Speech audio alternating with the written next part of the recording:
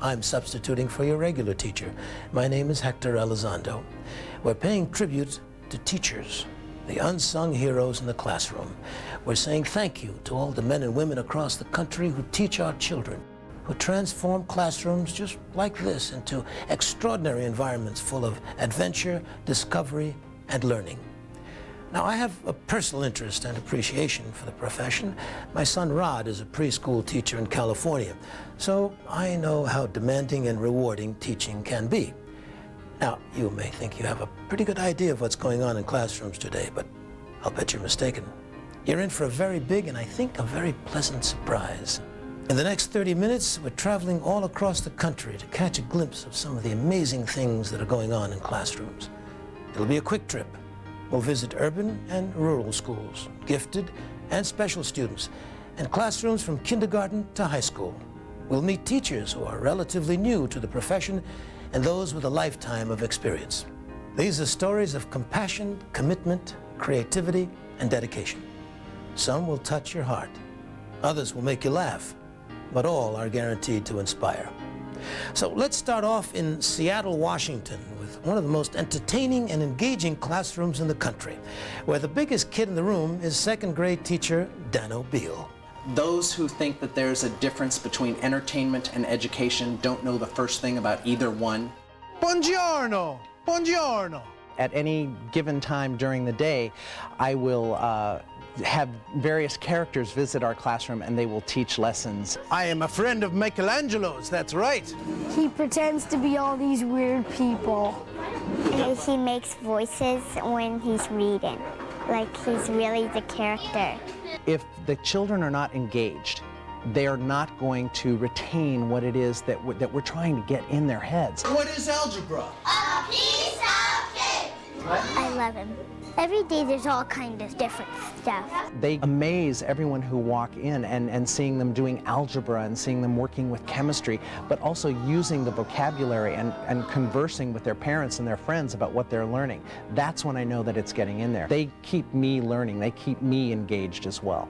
How many got that one right? I did. Good. Next up, St. Cloud, Florida, near Orlando. I pledge allegiance to the flag of the United States of America. After a career as a dancer and raising her family, Gail McGugan decided to go back to college to become a teacher. I was 56 when I graduated. Now Gail teaches fourth graders at the Narcoossee Community School in Florida. I love being with the children. I love teaching. I love learning. And I can put them all together here in the classroom. Children retain more when they teach it, or when they use it in something meaningful. We put Alka-Seltzer tablets in there, and then we put a balloon over it, and then the Alka-Seltzer tablets fizzed up, and then it blew the balloon up. I'm a science whiz. So they are building a pioneer cabin, and they're building a Seminole Indian chickie, and we're going to turn them into a museum. That is awesome.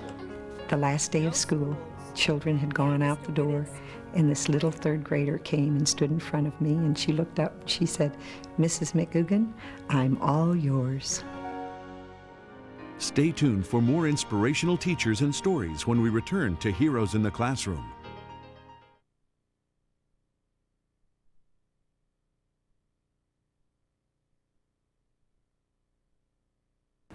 Every one of our heroes is dedicated to teaching, and when confronted with tough choices and difficult problems, they tackle them head on. By their example, the teachers empower their students with a can-do attitude where no problem is too difficult to handle. A perfect example is science teacher Sherry Stewart Gans at Grapevine High School in Texas. I call them lovers because they love being together and they love people. Sherry turns her high school students into science teachers, and together they are changing lives around the world. She's so amazing. She's so passionate about everything she does, and I mean, we just love her for that. Sherry and her students have traveled to Africa to help build and support a village in Zambia. Sherry had discovered that 60% of the children in the area couldn't afford the $6 tuition. So every day, hundreds of children stood outside the classroom listening to the teacher through the window.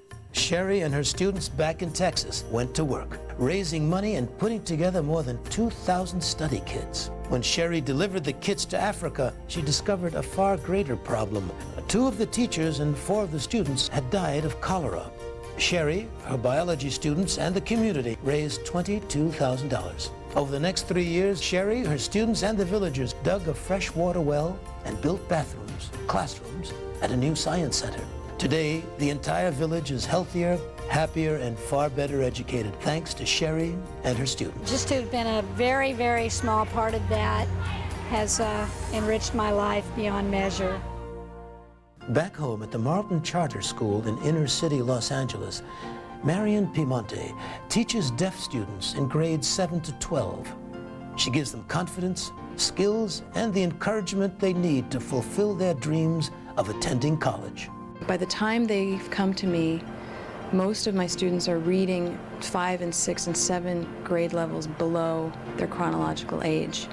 The only reason that they're not functioning well is because they can't hear. They can't hear the language.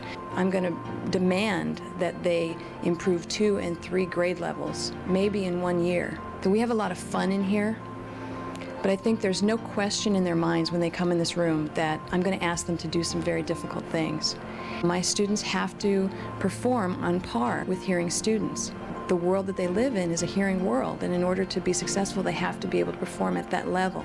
My students are really amazing. When I first came here, I had a graduating class of 12, and only 1 student even earned their diploma. This year, there's only 4 students who are graduating. 2 of those students are going on to universities, and the other 2 are going to junior college. I love these kids. Yeah, I love my students. Now we're heading north, over 2,000 miles north, to a 1-room schoolhouse in Koliganek, Alaska. Talk about getting away from it all. In Western Alaska, there are no roads, so the only way to get into Koliganek is by airplane. For the past 20 years, Pam Johnson has been teaching children in this tiny village of 53 families and 200 people. Their motto? Pride in our past and purpose in our future. Whenever I look at any lesson, the first thing I look at is how can I key it into their culture? How can I make that match to something that's going on in our community? So one of the things I do is a parent presentation. The kids put on such great presentations. Alaska has many cultures and languages. I wanted my parents to have a very positive experience. They are the most important teacher in their child's life. And that's the most important job I have, is to make sure that my parents feel that they're part of that team. Back in the lower 48, Carrie Demers teaches English, humanities, world literature, and Shakespeare at Sal Point High School in Tucson, Arizona. As her students will tell you, the books they read are only the starting point in Mrs. Demers' classes. What I want to do is to give them a perspective, to enable them to see where they are in history, in the history of ideas, and to understand the power of language, power of stories. First, we need to understand the history of mines in Africa. Mrs. Demers always tries to teach us to be open-minded, and she wants us to be aware of other people's thoughts. And it just kind of helps you take in more instead of being so closed off. You sort of are a conduit to great writers and great thinkers or periods of time, and if you somehow create the situation, they'll have the conversation. You can just kind of tiptoe away because they just go with it. She helped me to appreciate Shakespeare and appreciate teachers and wanting to learn. Wow. I'd like to say thank you, and I'll never forget you. I'd just like to say thank you, and I hope you realize how many kids and teachers and lives you've touched here at Sal Point. Let's drop in on the Mr. Wizard of Clay Junior High in Carmel, Indiana. The school newspaper describes Mark Weaver as someone who teaches science in a gross, fun, and creative way. For 7th and 8th graders, science doesn't get any better than that. The true definition of science, it is everything. So no matter where you go, there's science. Oh, do it again, do it again. I want them to be doing science. That gives the students an opportunity to have a real understanding about all the different things that are in our planet and make them more successful. He's taught us that you can learn stuff by having fun and not just reading your book, doing an assignment. this is what I need to do. I want to be able to give something back, and I want to be able to ensure our students' future. I'm going to start right here at this table. You're going to be the first ones to receive clone specimens. You guys are doing a nice job. The immediate reward is watching those kids smile, having a good time. When you go around the room, they're really engaged in what's going on. And sometimes when somebody comes in the room and they go away, don't bother us. We're trying to we're working on this project. One more time. You have no idea how rewarding that is. Jack Joyce also teaches middle school science, but the students and the setting are very different. Jack teaches at the Pretty Eagle School on the Crow Reservation in Montana. Jack is part parent, role model, and friend, as well as teacher. He uses science and compassion to educate and inspire his students. As we know, we can make a difference in this world, one kid at a time. Arrow throwing, it's kind of like horseshoes, Native American sport that really only the Crows do. Great for studying the laws of physics, velocity, feet per second.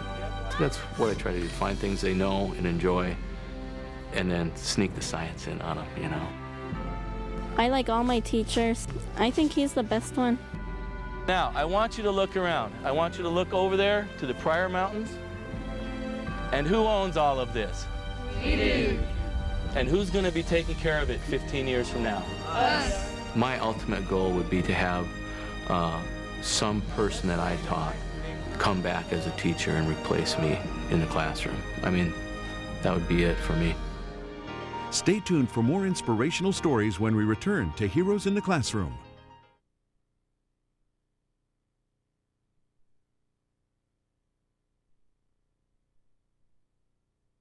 Now, let me give you a little taste of ingenuity and creativity in a kindergarten classroom. In Evanston, Illinois, Randy Heidi's 5- and 6-year-olds make menus and uniforms, count the money, and prepare and serve the hottest meals in town in the 101 Diner. I teach because I felt a calling, I felt a passion for children and for learning. He's the fine teacher and I really like him. All right, that's day number 2.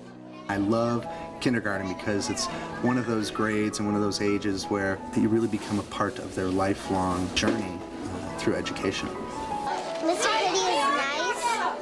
I've known him since I was little. Both of my sisters had him. Welcome to the 101 Diner.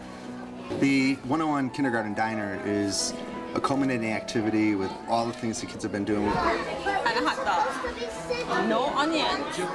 We've been learning about money, we've been learning about teamwork, we've been learning about manners, and we buy diner shares so they can invest in their own adventure. It's kids having fun and families getting into it and a lot of learning going on. Thank you, it's perfect. This is exactly what we ordered. Leaving the kindergarten cooks, we meet up with teenage scholars in Dan Moran's American Literature, Shakespeare, and Creative Writing classes at East Brunswick High in New Jersey. Dan sets a simple yet very high standard for his students. He wants them to think. Okay, good morning, everybody. On the first day of class, there was a quote on the board that said, nothing great was ever achieved without enthusiasm. And I think that he just encapsulates that in everything that he does in every day of class. Why is he telling us this? People say to me, do you ever get tired of teaching the same books and things like that? And my answer is that, well, no, because the students change. Just because you know the jargon doesn't really mean you know anything about what you're doing. And that to read Hamlet with someone who's never read it before and watch them begin to understand that play and appreciate it the way that I have for a long time, that's a really, really terrific thing. He makes it as though he goes through everything that we go through.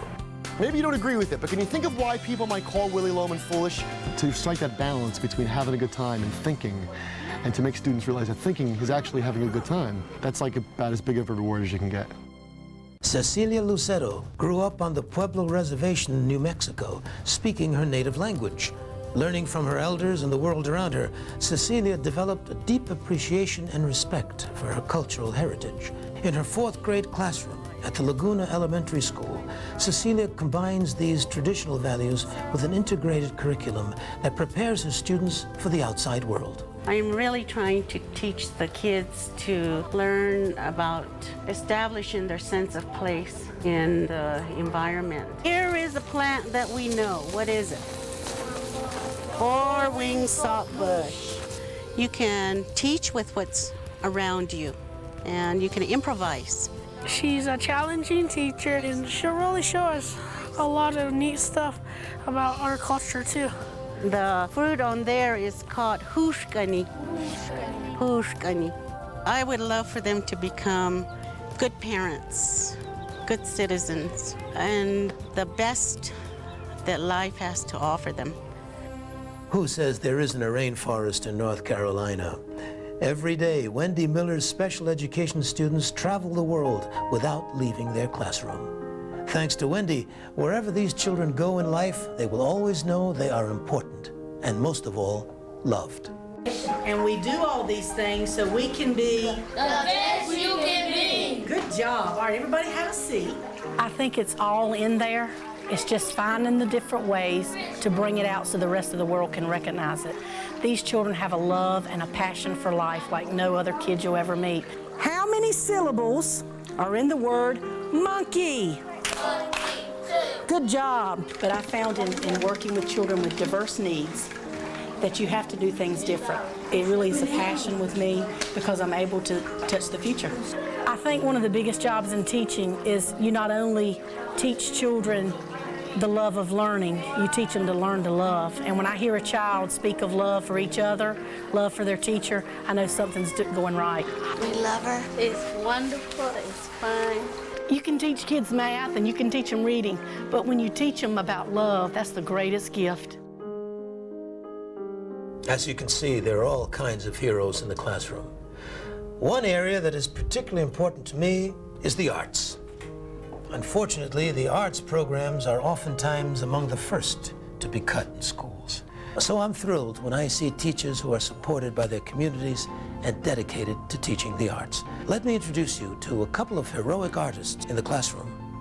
Tim Flinchbach is a modern-day music man, conducting, orchestrating, and choreographing in Huntington, Pennsylvania. For the past 25 years, Tim has been teaching music, chorus, and the science of music to children from kindergarten to 5th grade. And let me tell you, they soak it up. The students are just like sponges. I don't have to be motivated. It's just so exciting to work with this age group. 1, 2, ready, begin. 1, 2, 3, 4. 1, 2, 3, 4. Kids are kids. You have little behavior problems every now and then, but you got to understand that at this age, most of it is not directed at you. It's energy that needs to be redirected, and that's what I try to do, redirect it in a positive way. Mommy made me mush.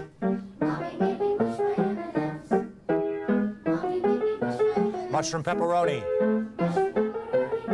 That was a nice O. Big and round, pepperoni. Just be careful you don't explode on it, okay? Mushroom pepperoni. 2, 3, 4. At Santa Ynez High School in California, Connie Rhodes Stanchfield is an artist in what she creates and in the way she teaches. Connie gets everyone into creating art. Her classroom covers the entire school. Every year, she encourages hundreds of students to express themselves in the annual Chalk Festival. Getting the chalk to look like the paintbrush was killer. Art is intimidating. It's you know, you're kind of naked and vulnerable, and you know by the very nature of the work that somebody's going to judge it. And that's uncomfortable. It's the intensity of the emotions and the intensity of the work. And the work makes them feel proud. And the intensity of the emotions makes them feel like a person. The great thing about her is that she's real and she's raw and she's out there. And so that kind of rubs off on you, and you become real and raw and show that in your work. It takes time to build confidence to even put your work up. I don't demand it, but I request it. And so when kids feel comfortable with what they've done, they'll put their work up. And when that starts to happen, we're really somewhere. Coming up next, meet the Teacher of the Year when we return to Heroes in the Classroom.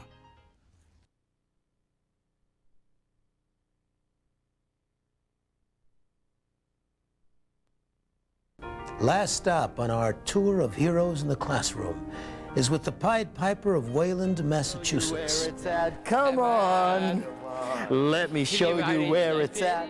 For the past 34 years, John Passerini has been the physical education teacher, counselor, therapist, and head cheerleader for the entire school district.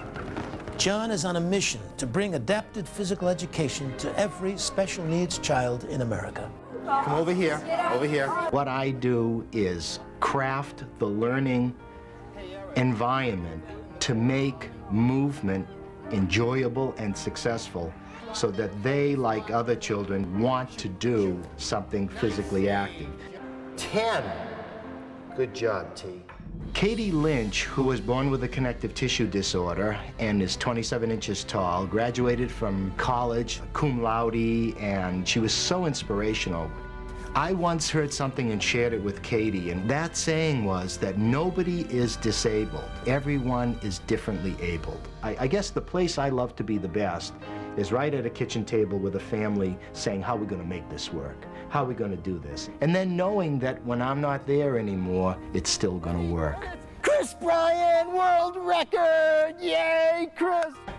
A few weeks ago, the teachers we've just met, along with other extraordinary educators, were honored as the Outstanding Teachers in America at the Disney Hand Teacher Awards. It was an incredible evening, like the Emmys or Golden Globes for teachers. I had the pleasure of presenting awards to a number of these inspiring and deserving educators. At the end of the evening, the teachers selected John Passerini to be the Outstanding Teacher of the Year. Thank you all, and God bless you. The men and women we've met are examples of the thousands of creative, passionate, and dedicated teachers all across the country.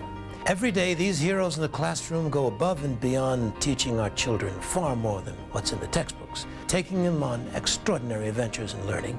They challenge their students' minds, ignite their imaginations, and fuel their dreams, teaching lessons that will guide them for the rest of their lives. On behalf of all of us, I want to thank great teachers everywhere for enriching all of our lives.